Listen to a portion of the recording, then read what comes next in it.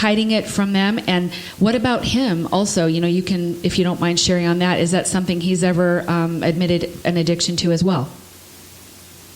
Yeah, and certainly my parents did not know about that. I'm thinking back, and he was around the age of 15 when that circumstance would have occurred. And I was 10 years old. I was the youngest and the only girl in my family. Certainly, I don't think his intention was to leave it in a place where I could find it, or really for anybody could find it. I think he likely was looking at it and using it and got interrupted and had to leave real quick, or something happened to where he left it on the counter. Where in general, that's not what, I don't think he usually did that. Right. And so we've talked about it as adults a little bit. He's never personally mentioned, yes, this is a struggle for me, or still is a struggle for me. Really, the extent of our conversation was, sorry that happened to you. Basically, it's kind of, because he knows my story, and then that event was the catalyst for me. And so he has acknowledged that, but he's never, actually said this is also a struggle for him. But I can imagine that it is, because most men, I think, struggle with either the temptation to or actually do it. So, yes. Yeah. Well, I have two things to say about that. And one is, with your brother, even if he never admits anything to you or to anyone, just knowing that you're his sister and having all this knowledge that you provide to help thousands of people is hopefully helping him with everything he reads, or hearing your, even today, he hears you on the radio, or he had read some of your articles that I understand you've been not just on like Christianity Today, but in the New York Times and ABC News and the 700 Club, and I can go on, the list just goes on and on and on. So I hope, my prayer is that he, has listened to or read things about you, and that in that he can realize that he's able to overcome it, if it is a problem for him. But the second thing I wanted to say was, you mentioned it may be a struggle for a lot of men. I went to a church many years ago, and the pastor there had said, he said that pornography is a problem. This was many years ago. And he said, if I allowed myself to, I could become addicted to it. And he said, so I do not, I turn my head, I look away, I do not allow, because he said I could see where that could be a problem in my life. And that made it so real to have a pastor here, someone you esteem, to actually be able to tell people that. And so, that it would be a problem for even a man of God. And so he just chose to, always turn his head or not look at things, because he didn't want it to become a problem. Yes, absolutely. I agree. So tell me a little bit. Okay, so you mentioned when you were a child, and what was the breaking point? Had there been times throughout the 10? You had 8-year addiction? Is that what you said? It was just about 9 years. 9 years. Yeah. So through the 9 years, were there times where you tried to get help or wanted to get help, or was there just a final breaking point after the 9 years where you realized you needed to be free of this? Mm-hmm. Throughout my journey, I think there was definitely times where I was like, I need help. I need this to stop. I need to stop. Certainly did not know what that looked like. Did not know who I could talk to. Didn't know, how to talk to somebody about what I was struggling with, because, like you were saying before, in my mind, I was the only girl who struggled with this. Right. I can imagine that other women did. Because all you ever heard, even from the pulpit or wherever, this is an issue for men. Mm-hmm. Husbands, be faithful to your wives, even with your eyes, and that whole kind of dialogue. And women were never brought into that dialogue unless they were the wife, or women help support these men with their temptations and stuff like that. And so for me, it was like, I must be like the weird one. I must feel like a man. But now you found that that's definitely not true. Absolutely, yeah. No, and that's the kind of lie and deception that the enemy puts on women, I think, too, is that you are alone, you are the only one, you're weird, you're this, and so we believe that lie, that we are the only one, but truthfully, there's nothing new under the sun. Right. And so there certainly has to be at least one more woman in the world who struggles, not just you. And so for me, it all came down to who do I tell and how do I say something. And so I stayed silent for a very long time. I became a Christian, professing faith at the age of 15 at summer camp. Even with that decision, I still struggled. And there was this whole idea that, well, if I'm a Christian now, certainly I wouldn't be struggling with porn anymore. But that's just not true. I mean, sin is sin, and it entraps everyone. And so just because I became a Christian, it didn't mean that I was, automatically fixed overnight either. And for me, that really, I struggled with that idea too. Like, am I saved? Do I love God enough? So there was this whole other, struggle in my mind of like, I must be the only girl, and now I'm a really bad Christian. So there was like a lot of condemnation on myself that I put on myself as well. Well, I understand that because we work, with Unashamed by Grace, we primarily work with men and their spouses. The spouses are there for support.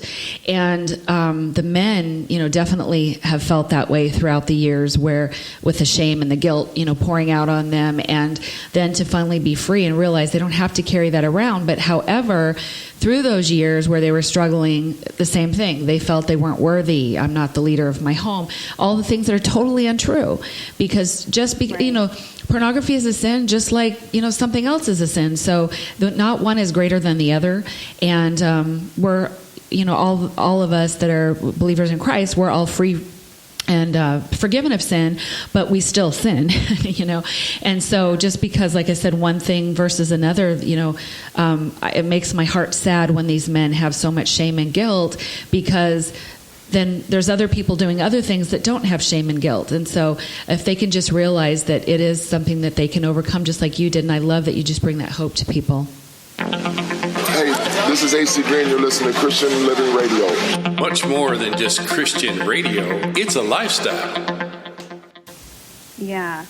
Well, and think about that from, if men feel that way, how must women feel? Yes. Because it's not talked about at all, or very, very little. And so for me, because of that, I was isolated. I didn't tell anybody. I tried really hard to be the best Christian.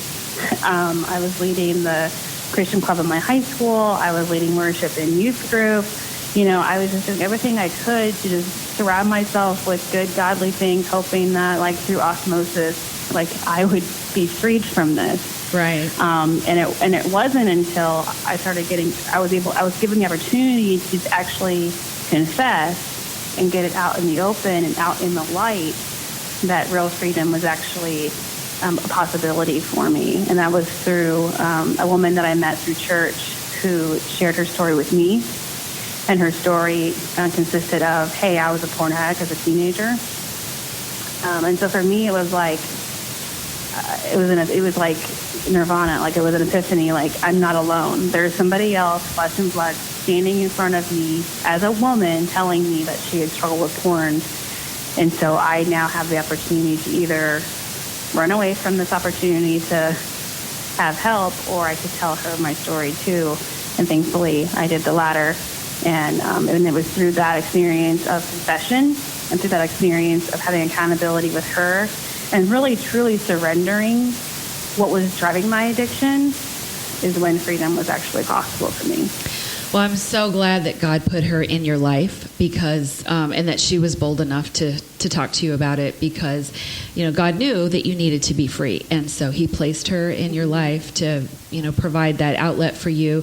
Because, yeah, you're right. If you don't talk about it, then how can you be healed from it? So that's why we're so thankful that Christian Living Radio has us on their show or their station every week, because it's bringing light to the subject to where it can be talked about. Like I said earlier, sin is sin. So why not talk about this? We can talk about other things. And so it just is bringing freedom to people. And once they start, just like you, once they start talking about it, then they can start releasing that shame and guilt. And then that's where the recovery and the healing starts, is when they're able to get that accountability and have someone to talk to about it. I kind of wanted to go back, if you don't mind. You mentioned, I didn't know this, that you were actually leading your high school Christian group, you said? Yes. Yep. Wow. Well, also, I remember reading that you also speak to college and youth groups in addition to women's groups. Do you have a perception as far as when you're speaking to these different age groups, are they all pretty receptive, or are there some that are more receptive than others or have more questions? Because I would imagine the younger ones would have more questions. But what do you see when you're out there speaking to all these thousands of people? Yeah, it depends on what kind of crowd I'm speaking to and kind of how they've set up the event.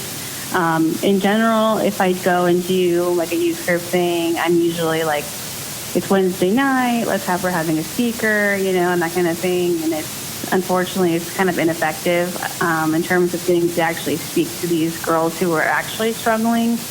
However, I almost always get feedback afterwards, either on Twitter or Facebook, or they'll email me, and they'll say, "Wow, that your story was my story. How do I get freedom, from this?" And so I wish that there was more opportunity when I'm actually working and speaking at these events where these girls could actually speak to me. Yes.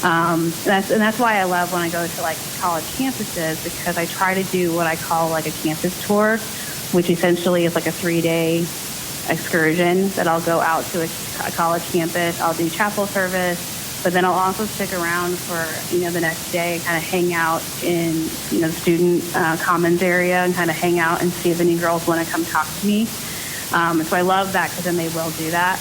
I do think that there's so much shame around this that even when they hear another woman's story, for them to walk up to that speaker, it automatically shows that, oh, that girl struggles too. Mm-hmm. So there's right. kind of like there's kind of like this light shining on her, like like, oh, look, she's talking to the speaker, she must struggle with porn.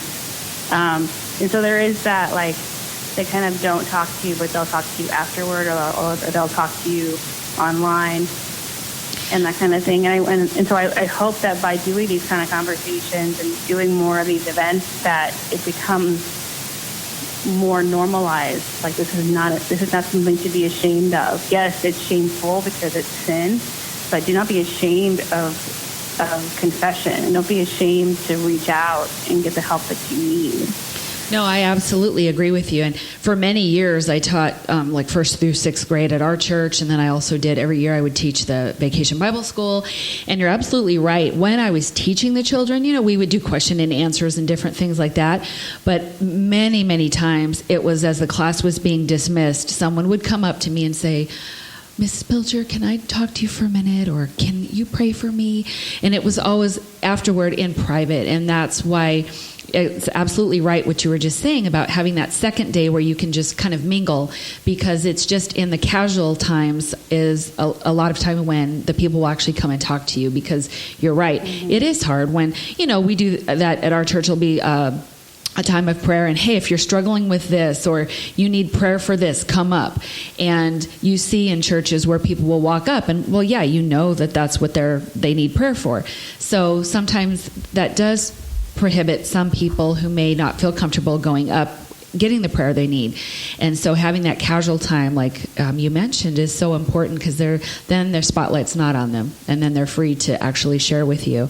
Well, I did see, in addition to, like you mentioned, Christianity Today, and you were on the 700 Club, that there was some secular avenues that also reached out to you.